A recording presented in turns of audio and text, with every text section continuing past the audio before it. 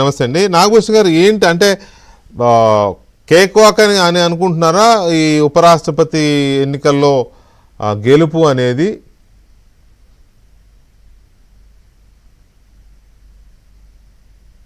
నమస్తే వెంకటేశ్వర సోదరులు, మన తులసిరెడ్డి గారు, జోస్న్ గారు, మన ఏబిఎన్ ప్రేక్షకులందరూ కూడా ముందుగా నమస్కారాలు. ఇక్కడ ఇవాళ మీరు గనక ఒకసారి అబ్జర్వ్ చేస్తే రాధాకృష్ణ గారి గెలుపు అనేది చాలా కేక్ వాక్ లాంటిది చెప్పాలంటే. కాకపోతే తులసిరెడ్డి గారు కొంచెం ప్రాక్టికల్ గానే మాట్లాడతారు కాబట్టి ఆయన చెప్పారు, మా ఐక్యత కోసం మేము పెట్టుకున్నాం అనే విషయాన్ని. అది ఒకటి. రెండోది ఏంటంటే సార్, ఇవాళ రేవంత్ రెడ్డి గారికి వాళ్ళ రిలేటివ్ కూడా అవుతారు మన సుదర్శన్ రెడ్డి గారు, మన ఏదైతే ఇప్పుడు మన క్యాండిడేట్ ఉన్నారో ఆయన కూడా. ఇందాక మీరు చెప్తా ఉన్నారు కేసీఆర్ ఏదో కామెంట్ చేశారు అది ఇదని. అది తర్వాత మాట్లాడదాం. కాదు, నేను ఎందుకు చెప్తున్నానంటే పాయింట్ నేను ఎందుకు చెప్తున్నానంటే ఇవాళ మనకి ఇవాళ రాధాకృష్ణ గారి బ్యాక్గ్రౌండ్ కనుక ఒకసారి చూస్తే ఆయన చాలా సింపుల్ గా, లో ప్రొఫైల్ గా దేశం గురించి, ఈ దేశం యొక్క ఏది ఐక్యత గురించి పనిచేసినటువంటి వ్యక్తి. మొదటి నుంచి కూడా ఆయన తమిళనాడులో మంచి పేరున్న వ్యక్తి.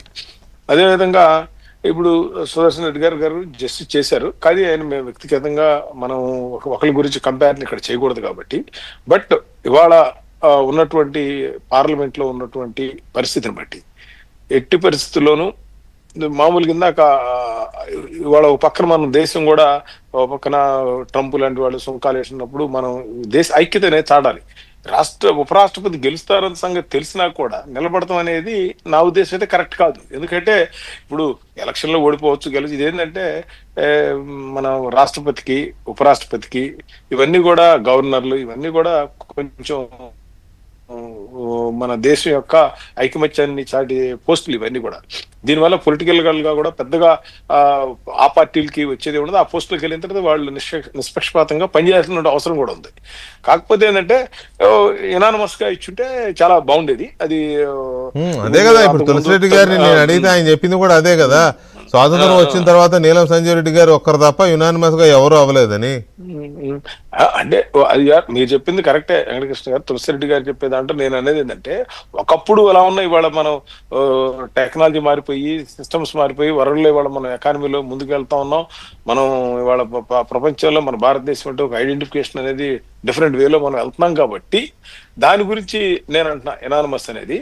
అట్లాగే మీరు అన్నట్టుగా కొంతమంది ఈ ప్రాంతీయ పార్టీలు లేకపోతే ఏదైనా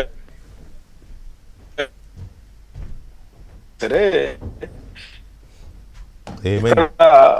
దీన్ని 190, 129 కంటే కూడా, 420 కంటే కూడా ఇంకొక 50-60 ఓట్లు డెఫినెట్ గా ఆయన క్యాండిడేట్ చూసి వేస్తారని నేను అనుకుంటున్నాను సార్, డెఫినెట్ గా వెంకటకృష్ణ గారు.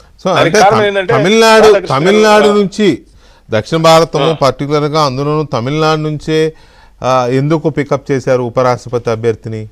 ఎన్డీఏ కూడా బీజేపీ స్ట్రాటజీ ఇది ఎప్పుడు కూడా జనరల్ గా రాష్ట్రపతి అటు ఉన్నప్పుడు సౌత్ ఇండియాకి ఎక్కువగా ఉపరాష్ట్రపతి, లేకపోతే ఇటు రాష్ట్రపతి ఉంటే అటు ఉపరాష్ట్రపతి ఇవ్వటం అనేది నా సౌత్ నార్త్ అలా జరుగుతుంది. కాబట్టి ఇప్పుడు ఉన్న వాటిలో సౌత్ లో